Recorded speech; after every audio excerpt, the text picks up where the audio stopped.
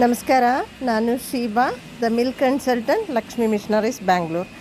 ಇವತ್ತು ನಾನು ನಿಮಗೆ ಇಂಟ್ರೊಡ್ಯೂಸ್ ಮಾಡೋದು ಒಂದು ಡಬಲ್ ಹೆಡ್ ಪಲ್ವರೈಸರ್. ಅದರಲ್ಲಿ ಅಟ್ಯಾಚ್ ಆಗಿ ಒಂದು ಫ್ಲೋರ್ ಮಿಲ್ಲು ಮತ್ತು ಒಂದು ವೆಟ್ ಗ್ರೈಂಡ್ರು ರನ್ ಮಾಡೋದು ವಿಡಿಯೋ.